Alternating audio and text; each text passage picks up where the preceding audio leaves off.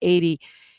And we are welcoming in, as we do every other Friday, the president of ES Advisors Group, a public affairs consultancy with over 20 years of experience on public policy and advising electoral campaigns, as well as directing community based and business growth initiatives.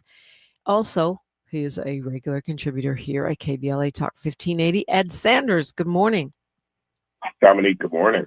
Happy Friday. Happy Freedman Friday. Absolutely. And it's a little bit of a critical time when it comes to reparations. Once again, in California, there are a few bills sitting on the governor's desk that come out of the California Legislative Black Caucus. And some of them have become pretty controversial within the reparations community. So it's going to be an interesting couple weeks. I think the deadline for signing bills, I believe, is the 15th or 16th of this month.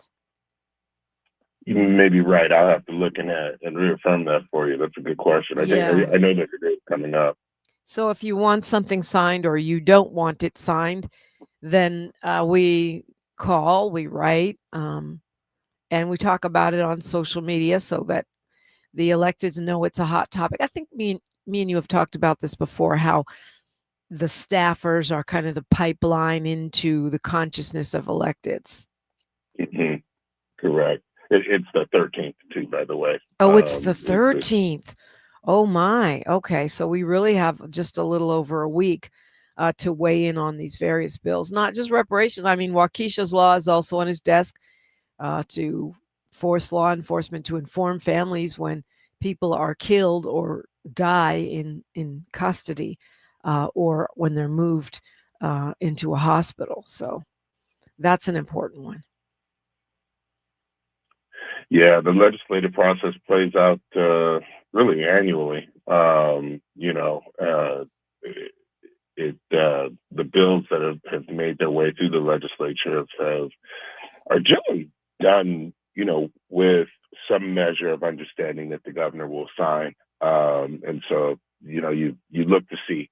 Obviously, politics is playing a big hand in this, particularly from Gavin Newsom's perspective. I think, you look at his future, and it really appears like he's running for president. And so, you can kind of predict where he's been, but he has bucked the trend of just sort of standard politics lately. So it'll be interesting to see what his thinking is. Yeah, what he does. So that's coming up. That's putting pressure on everything and everybody. Especially with all that's going on in Washington. And so next hour, Jazz Mechanic will actually be here, and we're going to talk about the process. She's also worked for a lot of lawmakers, and what the process is and what it will take, what happens next, in particularly with these bills that are reparations, and then AB 7, which I consider, to me, it seems like reparations, but a lot of the activists in the space do not call it that, and neither does its author. But I thought it was interesting, Ed, that the governor threatened these educational institutions. If you go along with the Trump agenda, I guess he has this kind of a loyalty pledge thing that he wants these universities to do, that he'll take away state funding. So in other words, if they agree to the Trump conservative agenda, and which is supposedly going to give them priority for federal grants, then the governor's saying he'll take away some state funding. That's pretty extraordinary. Yeah, I think so as well. Look, it puts our California universities in a real bind, right? Cal, Berkeley, UCLA, Irvine, Davis. Those are all what, top 25, top 30 universities in the country, and each of them well known as research universities. And the pinch that they're under from the federal government is so much of their budget and operations are tied up in federal grants, that they can't sustain the hits that Trump threatens for sure. Um, to accept Trump's deal is definitely a capitulation, right? Like make no bones about that. Yeah. That accepting Trump's deal is a capitulation. And you know, then to have another threat on top of that, seems um, just sort of a double fix for the universities, right? Like it seems like an interestingly tough way to put the universities in. But to some extent, I do like it, right? Too many of the too many folks that are accepting, these capitulation sort of offers from the federal government. What they're really doing is damaging prospects for our community, right? And they're using that very explanation, like, well, we're facing, the cliff, and it's like, well, you're throwing us overboard in order for you to survive, and that's hard for me to accept that our universities and or institutions would do that, but we've seen that already. So Yeah, I mean, we've seen what I call, preemptive capitulation, preemptive surrender. It's like a lot of these institutions, before they were even threatened by the administration, started making weird policy changes, taking away students' rights. This, place and manner of protest BS that they're doing now, which basically means they can dictate and determine how students protest, which is kind of like the opposite of what protest actually is. right, So I, I kind of do like it too, even though I can see what you're saying. It puts universities in a bit of a bind, but it's like giving pressure on the other side. So all the pressure isn't coming from the hardcore conservative right. There has to be some pressure on the other side, doesn't there? absolutely. You've got to be able to stand up for why the you can't allow Trump's narrative and the Project 2025 narrative to define what the universities are doing, because they're lying, right? Like Yeah, the, exactly. the Project 25 is generally written on a lot of false premises and generally just outright lies. And you see it nationally, right? Like none of these guys can tell the truth, whether it's Trump or Vance, or they just tell bold faced lies to the public. And so to enact, their policies is really silly. But our universities have got to be able to explain, and not just the universities, and let me just pull it off of the universities, but any institution, anybody has got to explain why, diversity in the workforce is important. Why the policies that we have had in place, the policies that the Trump administration is trying to get rid of, why they're needed. And they're very sound arguments, and you don't hear too many people advocating by explaining why we're doing what we're doing, right? And that's a big problem for me as well. Yeah, and I mean, I agree with you, but also there's an eye roll that is going on over here in the studio because you should know that by now. There's so many studies that have come out that show that student outcomes are better for all students, including the ones that are designated as white when they're in a more diverse environment, that businesses make more money and make better decisions when there's diversity in the boardroom, and in upper management. This is not a new concept. And it's not just we're doing it because we want to do the right thing. And it's not, it's definitely not reparations. This is to the advantage of the corporation. So if your real goal is a profitable corporation or the best possible institution, and the top education, then you would be striving for more diversity. When the goal is to accomplish white supremacy and exclusion, then you don't care if you lose money or skimp on a better education or turn out students who are going to make stupid corporate decisions like the ones being made at Target, that cost shareholders lots and lots of money.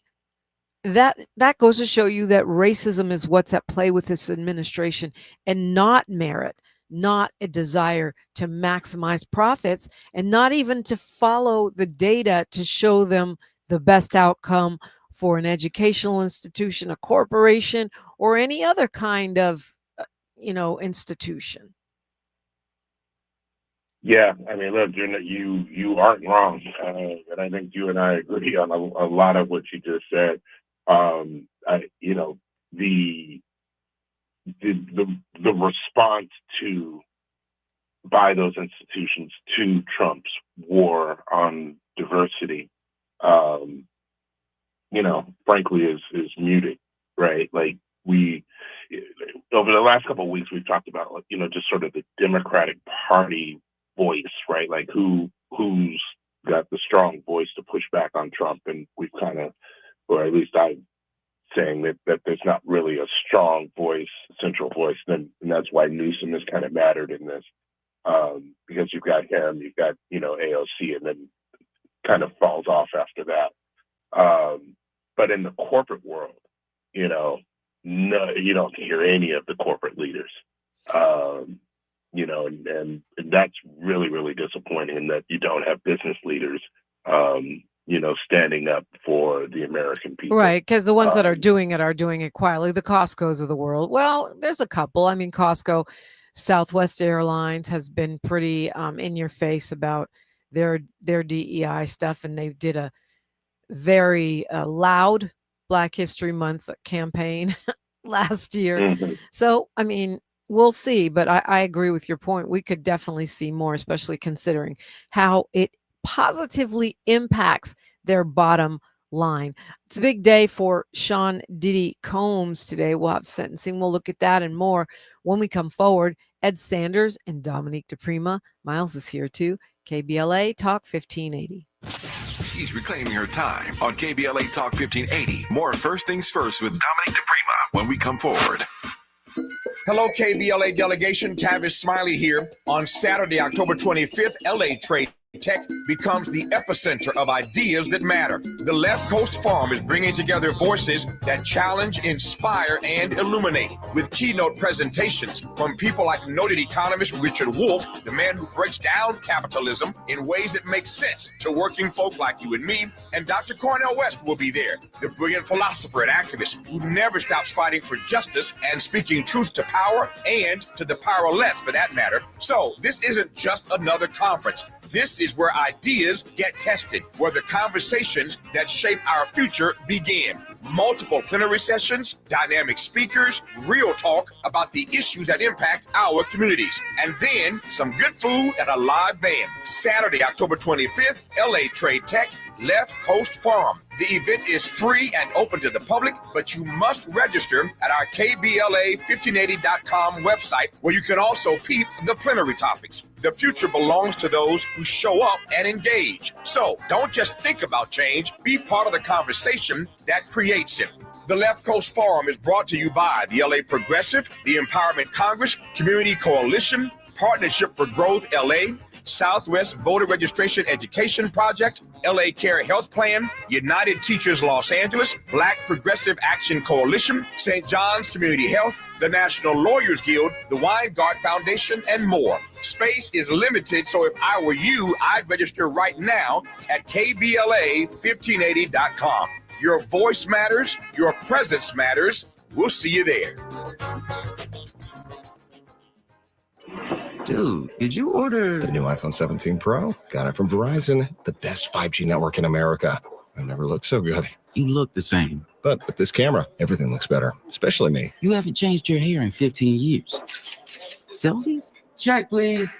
New and existing customers can get the new iPhone 17 Pro, designed to be the most powerful iPhone ever, with eligible phone trade-in and unlimited ultimate. Any condition guaranteed. Best 5G source root metrics data, United States, 1H 2025. All rights reserved. Trade-in and additional terms apply for all offers. See Verizon.com for details. Small businesses are the heart of America. But you don't have to go it alone. As the nation's largest nonprofit resource of expert business mentoring, SCORE has helped millions of entrepreneurs build their businesses for free. Get the connections, education, and guidance you need with SCORE. We're ready to help. Find a mentor today at score.org. Their ancestors' favorite radio station, and your favorite morning show host. Let's get back to Dominique DePrima right now. Right now, we're back to me and Ed Sanders. You can find him on Twitter at Edward M. Sanders. Yeah, I call it Twitter on purpose. I know it's called X now. Don't care. And you can find me there too, sadly. DePrima Radio, DIPRIMA, and then radio. And the station is there at KBLA 1580. So today's the day that Diddy finds out what his sentence is going to look like.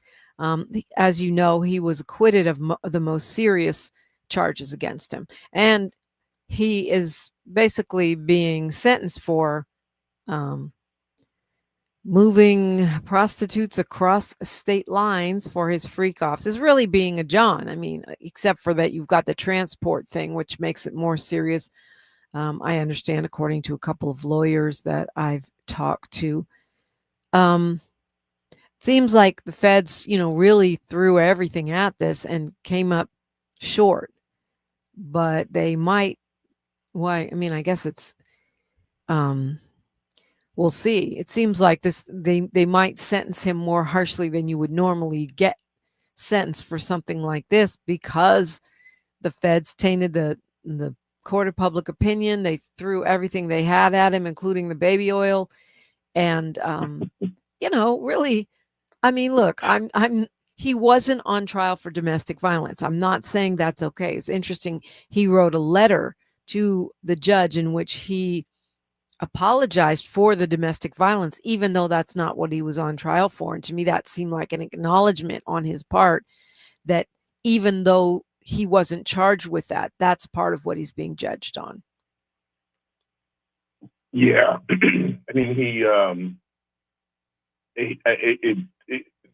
he's been acquitted of the major charge, I think leaves the sentencing, this conversation really interesting, right? Because Diddy has always represented, sort of this big get to the prosecutor, right? Like you can see it's like being, Marsha Clark or Chris Darden going after OJ. Like, prosecuting Diddy is one of those career-making, charges. Speaking of OJ, I think it was 30 years ago today, right? Was that 30 years ago today? Something like that. Jeez. Yeah, I think so. Yeah. It's an OJ anniversary today. Anyway, Wow. Sorry. I just didn't want the day to go by without mentioning it. Attorney Carl Douglas wrote a powerful op-ed about how the OJ case happened today, how conservatives would respond, how the president would respond. Really, really great article. If you got a chance to see it. I'm gonna have to look that one up. I'm sure it's a good one. It's in the Amsterdam News. O.J. Simpson was acquitted 30 years ago, but there's a stark contrast between then and now, is what it's called. So anyway, it was 30 years ago. Woo! And so what you were saying about Diddy, he's a big prize for big game for prosecutors, is kind of what you were saying, right? Right, pretty much. And now that the win truly isn't there, I don't know that he gets, a really harsh sentence. I think he's beating it back. And frankly, I don't know what the public even believes. I don't think the public truly believes it. Like, he's done something really evil, to your point. Well, he was pilloried on social like media. People were throwing him under the bus on social media. And I feel like they're walking it back now. Yeah, I think they kind of have to. I think in a sense. Listen, I'm not in people's bedrooms, right? And thankfully. And right. And what folks are doing is up to them, right? And I don't feel like people feel like he was running some criminal ring, and clearly the case kind of proved that, right? You've got, if you're going to hit him for some transportation, that honestly doesn't even hold up too much because transportation of grown consenting prostitutes, to me, that's different than trafficking children. Right, exactly.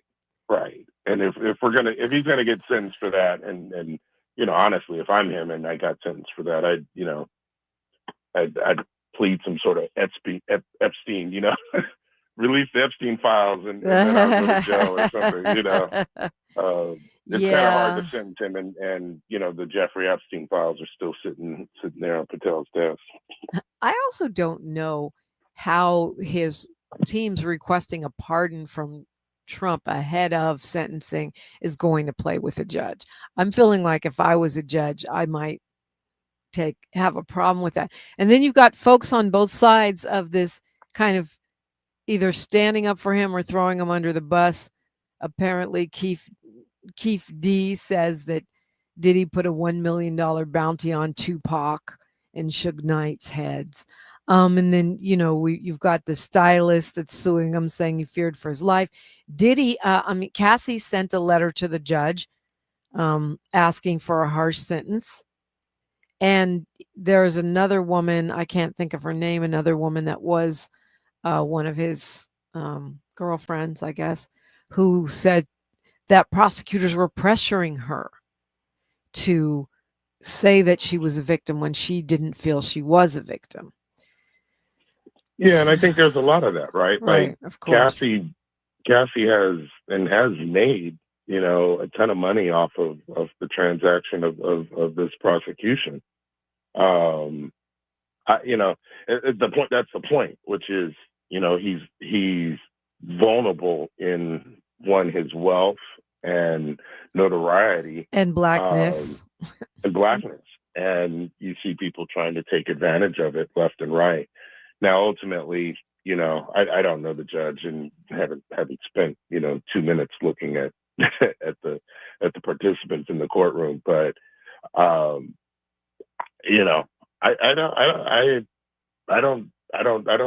don't see where this judge goes with this. Virginia Hunn, that's her name. Hunn. I hope I'm saying it right. It's Huynh. Victim number 3, who didn't end up testifying. She says that they were pressuring her to say she was a victim when she really wasn't. Meanwhile, this guy, Deontay Nash, who's one of the people who testified against him, is saying he fears for his life, and he filed a lawsuit against him. He says it's not about the money, it's about making himself whole. So, there's a lot of factors here. I think the letter that Diddy wrote I thought it was good, but he said he made a lot of mistakes. He said, "I'm sorry for the hurt that I caused. I understand that mere words will never be good enough. As words alone cannot erase pain from the past." But honestly, and we're going right into news, traffic, and sports here, so I'll get your take on the other side, Ed. But if he was a guy on, picking up prostitutes on Figueroa, even if he brought them across state lines to Vegas, I just don't see that he'd be facing 11 years. It seems like overreach all the way around. I want to hear your thoughts on that and more when we continue on KBLA Talk 1580. More of First Things First with Dominique DePrima when we come forward. I'm Bree Wood with BIN News Now. Trump officials visited Memphis, Tennessee Wednesday as federal forces began a crime crackdown. Attorney General Pam Bondi and Secretary of War Pete Hegseth met with law enforcement and National Guard troops. This is long term. We are going to work hand in hand to make the most violent crime city in the country have no crime. Black Mayor Paul Young hopes it brings results. A year after being shot 10 times while pregnant, a Black mother from Memphis, Tennessee, Kiera Maxwell, is calling for federal help. Her boyfriend, Maurice Dorsey, was killed in the ambush. Maxwell survived, gave birth, and now walks through pain to show her sons her resilience. And Mass Appeal and Marvel are teaming up for a new comic series, Legend Has It, honoring hip-hop icons like Nas, Ghostface Killah, and De La Soul. The limited edition comic debuts October 10th at New York Comic Con. Get BIN News now, on demand, 24/7 on the iHeartRadio app. Do you really know what's in your tap water? We believe your water should support your health, not work against it. Upgrade Upgrade your home with a LifeSource whole house system. Clean water from every tap, no salt, no hassle. Call 1-800-WATER-99 or visit lifesourcewater.com. Warranty limitations apply. This is the KBLA Sports Minute with Ray Richardson. Rams coach Sean McVay left himself open for relentless second guessing. He took a major gamble on his team Thursday night at SoFi, and it had a disastrous result. The Rams ended up losing in overtime to the San Francisco 49ers 26-23. With 5 minutes left in the overtime, the Rams had a 4th and 1 at the 49ers 11. Instead of giving Joshua Carty a chance to kick a very short field goal to tie the game, McVay went for it on 4th down. Rams running back Kyron Williams was stopped short of the first down, giving the 49ers an emotional win. The Rams were 8.5-point favorites. Dodgers manager Dave Roberts said Shohei Ohtani will be the team's starting pitcher tomorrow in Game 1 of their playoff series against Philadelphia. In Ohtani's last 3 starts, he is not allowed to run in 14 innings of work and has 18 strikeouts. He looks ready for the postseason. No debates, no speculation, just the info you need. That's your KBLA Sports Minute. I'm Ray Richardson on KBLA Talk 1580. We ask seniors how to prevent Medicare scams. My best advice, if you get a phone call, do not talk to the person. These people are well trained. Don't talk to them. They don't know me. They're just trying to scam me. Don't be fooled. Hang up. Just hang up. Never give out your Medicare number. They're going to get your number to put in a false claim. If I get a call from someone, I don't pick up the phone. And should I pick up the phone and they ask for information, then I hang up. How do you detect Medicare fraud? Just like I check my credit card statements, I check my Medicare statements monthly. Scammers can get a hold of your number, order medical devices through your account, and you're not even going to know about it if you don't look at your statement. Check your statement every month. If you get your statement and you see something that you know you did not have done, you report it. Call your senior Medicare Patrol. To report Medicare fraud, call the Senior Medicare Patrol at 855-613-7080. Hey, KBLA 1580 delegation, your health matters to us. We know that information is power, especially when it comes to prevention and treatment. That's why we're proud to introduce the brand new KBLA Health and Wellness Hub. This online space is built just for you, connecting our community to trusted health resources, culturally relevant care, and even access to diverse clinical trials and emerging therapies. Whether you're looking for information on common conditions, mental health support, or just want to stay on top of your wellness journey, we got you. And the best part, it's all on our website at KBLA1580.com. Accessible, empowering, community-focused. So just go to KBLA1580.com and click on the Health and Wellness Hub icon, because knowledge is power and your health is everything. At KBLA Talk 1580, we've got your black. Seems like there's more identity theft in the news every day. Another major healthcare breach was reported today, resulting in the exposure. Now 1 in 4 consumers have been a victim of identity. That's because there are endless places that could accidentally expose you to identity theft, in a breach, or simply by mistake. LifeLock monitors hundreds of millions of data points a second. If your identity is stolen, we'll fix it, guaranteed or your money back. Save up to 40% your first year with promo code NEWS at LifeLock.com. Terms apply. Stop settling for weak sound. It's time to level up your game and bring the boom. Hit the town with the ultra-durable LG X Boom portable speaker and enjoy vibrant sound wherever you go.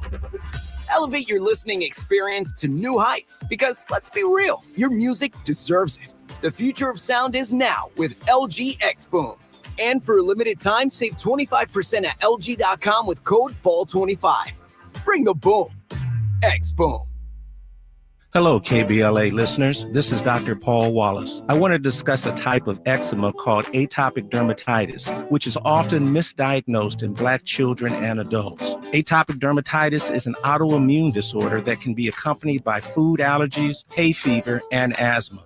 This rash targets the inner arms, behind the knees, and face, but can go all over the body. It causes excessive dryness and 24/7 itching. It's the scratching and steroid use that leads to permanent scarring. I'm enrolling patients in a new clinical research study focused on better treatment options for atopic dermatitis. Of course, your medication and travel reimbursements are provided. To see if you qualify, visit dermstudies.com or call us at 323-296-0048. That's 323-296-0048. There's nothing worse than itching. Let's take the next step in controlling this problem. Thanks for waking up with Dominique DePrima on KBLA Talk 1580. Thank you for waking up with me and Ed Sanders. So I was kind of just asking you, about the Diddy case and in the sentencing today, where prosecutors are asking for 11 years. And my feeling, and I'm probably someone who has more empathy for victims than most, having been a sexual assault survivor and victor myself, is that if he was a regular, what they call a John, just a regular buyer of prostitutes, even if he took a Figueroa prostitute to Vegas or Arizona, I just don't see him facing 11 years. It seems a lot of it is based on his persona. It's not illegal to be a freak, have a freak off, have baby oil. Like, all of those things are legal as long as you're consenting adults. So, thoughts? Yeah, and I haven't followed this case. Like, this case has been more of a distraction to me than anything. Right. But for the little bits that I have tuned in, it feels like everyone there was more than consenting. They were happy to be part of. And now, since I sense just civil cases coming, trying to get money from him, right? So anyway, in the end game, I think it's hard to see a talent like him from our community endure something like this. It's reminiscent of past cases, whether you look at the Cosby case or something like that. You hate to see someone who was a model of business acumen for the community have the dark side, right? Like that. Yeah. That's a big part of it, right? You hate to see the dark side come out in people, and that be put in what they're remembered for. But for a kid that was in college during the 90s and saw his label grow, I've always admired him and what he's been able to build. And so I hate to see it collapse under something like this. Yeah, especially since it seems to be such a double standard, but that we could do a whole other show about that. A lot of people in the Black community have been having this conversation about whether the ICE raids, this immigration crackdown, is our fight, right? Because it mostly targets Latino people, although there are plenty of Black immigrants. If you just a person that is only Black first and doesn't care about other people's rights being trampled upon. And I think that the immigration raids that took place in Chicago yesterday are a good argument, if you're not paying attention, is a good argument for why it's definitely our fight, for why Black Lives Matter, grassroots, and some other progressive Black organizations and individuals have said, yes, this is our fight. The ICE, the Immigration and Customs Enforcement, the National Guard came down in helicopters and in full military gear on regular citizens in Chicago, arresting hundreds of people. They had helicopters, drones, they had vehicles. This is the middle of the night raid in an apartment building in the hood, south side of Chicago. And there were people detained for hours, even though they were citizens. There were Black people who were citizens taken into custody, some just detained. They had their apartments smashed up, their belongings ruined, doors broken down, kids taken out, people taken out with no clothes on. It's to me, this is just terrible for so many reasons, not the least of which is you're talking about unarmed people. Why can't you just walk up there like a regular cop and arrest them? Why do you need why do you need armed vehicles and people in army gear and drones and helicopters? It seems like a waste of money. It seems like terrorizing people. And it's giving, SS Gestapo. Yeah, I mean, you know, let's not forget, and let's take a company like the Geo Group and follow the money, right? So upon Trump's election, remember that group that builds detention centers and prisons saw a huge uptick in its stock price, if I'm remembering correctly. Yep. And that signals really what's in Project 25, which is they need to start filling these detention centers and prisons, and that's what the uptick in Geo's stock price signaled to everyone. Like, right, if you watch the money and you watch what the money is saying, and we know they've been targeting Latino and immigrants, right? And to your point, the Pan-African diaspora is well represented in that. You've got number of people from the African continent that get caught up in this. You got people from the Caribbean that get caught up in this. And yes, there are some of us that tend to that turn a blind eye to that. We shouldn't, because what you're seeing in Chicago is the next iteration, which is ICE raids a neighborhood under the pretense, right? Like, they said they were going after some Latin American gang. Tren de Aragua, which without evidence, they can just say that. Right. And, if you've got a warrant or if you've got something out there that would call you before, some administrator on the federal side or even the state side, I think, right? I know at least if you had something going on the federal side, they were detaining you as well, right? And yep. And that should wake everybody up, because you actually don't know what it is. Are they going after you if you're late on your taxes, or there's so many things that, right, a speeding ticket. I mean, honestly, if it goes to default or whatever, and the thing about it is that at that point it becomes a fishing expedition. You're just trying, Mm-hmm. you're just netting a whole apartment building and see who you catch, and that's not cool at all. And even if you were illegal. Okay, it's unconstitutional. Is that what you're saying? It seems illegal to me. It's how do you need, even if there were Tren de Aragua gang members in that building, which we have no evidence that they got any, why do you have to smash up people's apartments? You're talking about poor people. Now you're breaking their TVs and, bashing down their doors and smashing their belongings. People's stuff was missing. Those folks can't rebuild right away. They can't just go out and get another one. Yeah, I mean, it'll be interesting.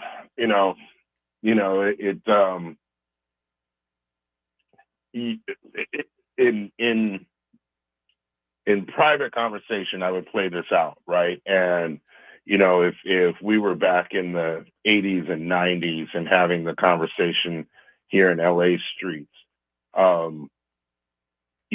I can recall us looking at some points for, a different strategy on how to end the gang war, right?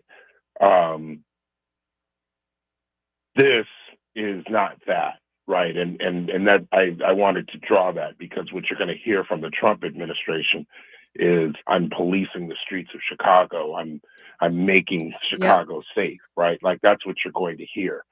And this approach is not making the streets safe. What you are doing is, you wait to see how many people get put away, right? But there's no transparency in any of this, right? Like, that's also part of it. You get the sense that people are headed off to a prison, and you actually don't even know they're in the prison, right? Because there's there's no real accountability on who's been picked up and what charges and what their disposition is. Well, what And their so goal that, is. that's what makes us so nervous. And why to do you watch. need snipers rappelling down buildings to take sleeping families into custody? They're terrorizing they're terrorizing the general public. That's what I think. And this is not the end of it. This is the beginning of it. I mean, they're going into Memphis and who knows where else. I didn't see them trying that quite that at that level here in LA, but it doesn't mean it can't happen in the future. Sure. I think they know that would be an FAFO moment. But try that at the projects here, you might have an actual civil war. Not at 3 a.m. You know, that's the point. You would have had that in Chicago at 3 a.m. You getting getting tossed like that. That's part of the surprise. But you know what I mean? Like wherever you're talking about, you're not talking about a community that has a standing militia ready to defend. True that. You're talking about a community where people are living, they're in bed, they're getting their rest, and you strike at 3 a.m. You're gonna wrestle people. Yeah, well, it's terrible. I just feel like this is what we saw coming, and guess what? It's here. Trump said he doesn't know anything about Project 2025. Now he's openly saying that they're using the government shutdown to implement Project 2025. He said he was going to arrest just criminals. Now he is harassing and destroying the apartments of regular low-income people, and those people are Black Americans as well as Latino Americans, as well as a few out of the hundreds of people they detained. I think 37 they say were immigrants. So you're saying you need hundreds of armed officers, snipers, military vehicles, and drones to arrest 37 undocumented, unarmed migrants? Wow. Well, there's another side of this, Dominique, where we really also need to pay attention, is that he's trying to shift the national narrative, right? And recognize, that he had this piece with the military generals earlier this week. That I don't even know how that fiasco. Played on the right. Yeah, right. Yeah, that was a joke. On the national stage, this is wildly unpopular, right? Like between that, you've got the government shutdown where you're going to start seeing people in services, and we'll see how that plays out. Because I don't think people are going to truly blame the Democrats for this, but he's got to shift the narrative and continue to shift the narrative. And this is just one more element of that. Because also on, the international stage, they're really struggling as well. So, yeah, that's an understatement. Talking with Ed Sanders and you're invited in at 800-920-1580. I'm Dominique DePrima for The Spot. We're so happy you start your day. KBLA Talk 1580. A safe place to go loud. A great place for progressive politics. KBLA Talk 1580. $5,000. That's the average amount of money people in the U.S. are now spending on gas in a year. $5,000. That's crazy. If you drive, you have to download Upside, the free app that gives you cash back every time you get gas. That's right. You can earn real cash back with Upside just by buying the gas you're already buying. You can literally start earning cash back today. I use Upside every time I fill up, and I've already made around $300. You're putting gas in your car anyway. Why not get real cash back? If you like free money, download Upside. I'm saving the cash I earn from using Upside to help pay for a vacation later this year. Download the free Upside app now to earn cash back every time you buy gas. Use promo code COOL to get an extra 25 cents per gallon on your first tank. You can cash out anytime right to your bank, PayPal, or a gift card for Amazon and other brands. Just download the free Upside app and use promo code COOL for a 25 cents per gallon bonus on your first tank. That's code COOL for a 25 cents per gallon bonus.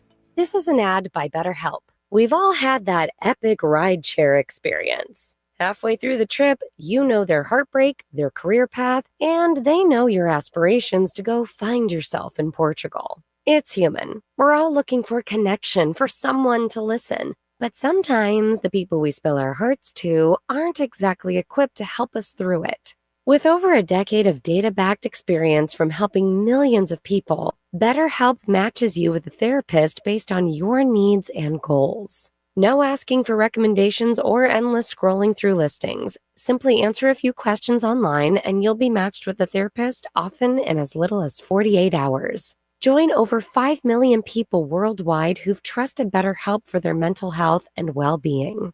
Get a therapist who gets you. Visit BetterHelp.com/ABC Radio to get 10% off your first month. That's BetterHelp.com/ABC Radio. Hey there, Los Angeles. This is James Lucky Jr., publisher and editor of Los Angeles News Observer.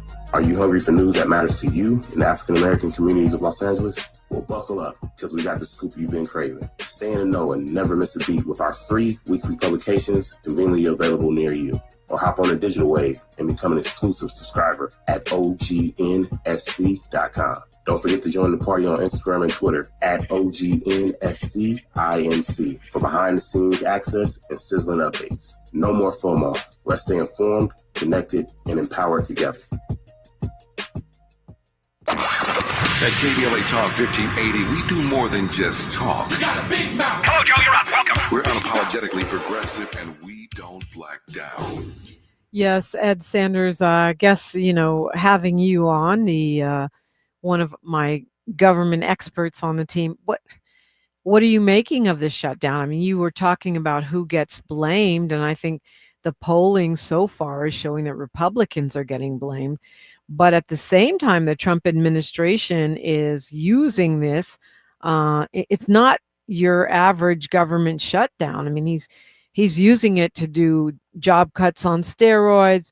They're talking about closing entire departments and defunding blue states. So how do you see this? It's frustrating, just watching this. But, these shutdowns, sadly, have kind of become commonplace, right, within sort of the last 20, 25 years. So I think there is some measure of desensitization from the public. But nonetheless, what I think you're going to find out of this, to your point, these mass firings and that sort of thing, ultimately the public is not feeling like this economy is moving, right? And if you're wealthy and you've got, cash to play on the stock market, you're doing well, but the average American really is feeling this. The small business owners are feeling this economy. And, when you create widespread disruption like a federal government shutdown, that only intensifies that. And the Republican Party across the board is just going to have a hard time answering for this. And that's why the Prop 50 is coming, is that they know the midterm election is going to be really critical. Trying to take the House is really the best effort to stop all of this. That stated, I told you I was following these MAGA wars, but I'm also seeing how their influencers are peddling, this shutdown. And to the MAGA base, I think their messaging is effective. Now, the MAGA base is 30-40% of the Republican Party. And so it's not everybody, but they're really ginning up a lot of excitement amongst their base. I think it's an ignorant base, right? I think they would get ginned up to jump themselves off of a cliff. And I think that's what we're ultimately seeing. Yeah, I mean, he's gleefully and openly stating that he is using this as an opportunity to reshape the government. And so clearly he wanted it. But you're right. They're telling the MAGA base that it's because Democrats want to give health care to illegal immigrants, when in fact they're trying to take health care away from American citizens by defunding the subsidies for the Obamacare Act and, the cuts that they're talking about making to Medicaid. So it's, he said yesterday, I can't believe the radical left Democrats gave me this unprecedented opportunity. That's what he wrote on social media. And he's talking about cutting or eliminating what he calls Democrat agencies. Government agencies are not Democrat or Republican agencies. They're agencies. They could be staffed by Democrats or Republicans, but they're pieces of the government. It's wildly bizarre. Yeah. Oh, to say the least. You just shake your head because the Project 2025, was so expansive, right? That and to the point of like the distraction, you look up over here and they're dealing with this, and over here you've got immigration raids, and each one of them require, a really focused response and really a huge public education campaign on why this isn't right. I'm laughing because we're going to have to walk and chew gum. I mean, just like I don't want to let this hour pass without mentioning we had an explosion and a big fire in El Segundo here in Southern California at an oil refinery yesterday. Apparently was put out and nobody's injured. We don't know what happened, and it's raining, so that probably helps. But the video image of that is spectacular. You know what I mean? Like not in a good sense, but I mean just to see it is like, wow, look at you just and for a region that dealt with wildfires last year, I think there's a little bit of trauma. Right, exactly. Yeah, that's what I'd call it. I'd call it trauma. Yeah, but again, but ultimately that refinery going down is going to cost us in the pocket, right? Like I don't know what the operations are and what the impact and how much fuel is produced out of there, but El Segundo is, I think, the largest refinery for Chevron, and so ultimately you'll see some gas prices go up on this. Oh man, that's a good point, and not a happy point, but a good one. Yeah, I was using it as an example of like, look over here. How do we keep track of all this stuff? And I think we stay aware to the best of our ability and pick one or two issues that we feel most moved by and work on those. Yeah, and again, always try to pull news from all around the world. I'm constantly shocked at how little global news we're getting, here in the United States. The story on what's the flotilla in the Middle East with the environmentalists. I think it's called, where they are. Yeah, there's like 450 people that have been detained, and you turn on the newspaper and there's nothing here. But that's playing into the international stage on how the U.S. government is responding to things, and so I think that's also important to keep note of. That domestically they're responding to how they're being perceived on the international stage in ways that impact us as well. Yeah, I mean, and you see it with that video of European leaders laughing at us because Trump said that he's brokering these peace deals and he doesn't know the difference between different countries, and he's claiming to have stopped a war that never existed. So the rest of the world is laughing at us while we are suffering the consequences of that dearth of world news. But I still believe we win this in the end. We win in the big picture because the overreach is just insane. Ed Sanders, thank you so much for being here this morning. Dominique, always a pleasure to be on. Happy Freedman's Friday. I'm looking forward to hearing Jasmine on the next segment. Yeah, let's talk about what's on deck for Cali in the reparations space. That's next on KBLA Talk 1580. KBLA 1580 Santa Monica. I'm Bree Wood with BIN News Now. Trump officials